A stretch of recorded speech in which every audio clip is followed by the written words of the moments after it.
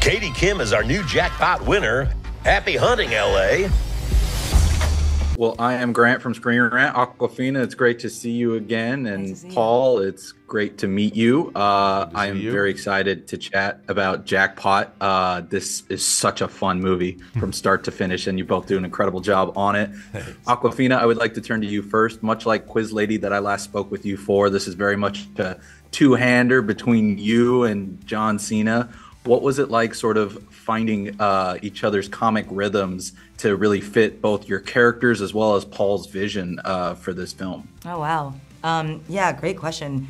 John he's so funny, and I think also he's very interesting in a way. Like, I think that he comes up with it kind of like out of nowhere.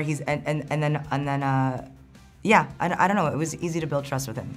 I mean, it's not quite the same for Katie in the movie, but I love that you found that with John pretty quickly then. Paul, I would love to turn to you next.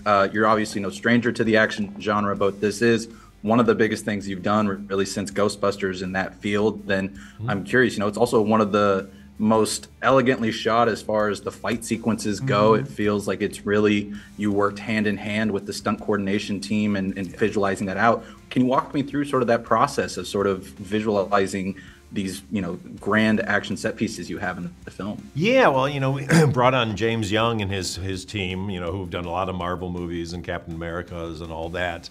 And they were so excited to get to do comedy because we're all Jackie Chan fans. So it's really sitting down, kind of talking through the general feel for it. And for me, it was just like, let's go for it. I just want this to be as insane as it can, as long as it doesn't feel like it's not realistic in the way that the physics are working, and the way that the characters are facing it. Then James goes off with his stunt team.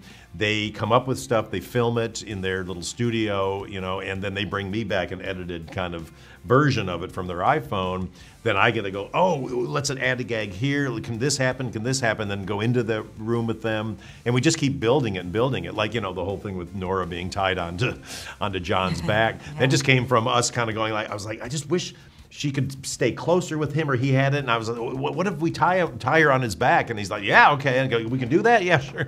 So it's that. You just kind of build it and grow it organically. And then when you get to the set, then it's all choreographed. So then you can just start having fun with the lines and attitudes and changing things in the moment. I love that. And that gag of you and Awkwafina strapped to John's back just killed me from the trailer and then in the movie itself. Yeah. And I'd also love to turn back to you because I know that you and Simu obviously built quite the friendship while filming Shang-Chi, and yet here you are, you have a very tenuous relationship at the start. I don't want to give too many spoilers away, but then as we see as the film goes on, things are a little different. What is that like, sort of flipping that dynamic between you two while you were shooting this? It was really interesting. It was great to reunite with him. Simu's a great guy, but I think there was definitely some moments where my mind would go back. I just forget, and it was like, this is such a bizarro switch up because he really is a villain in it. So,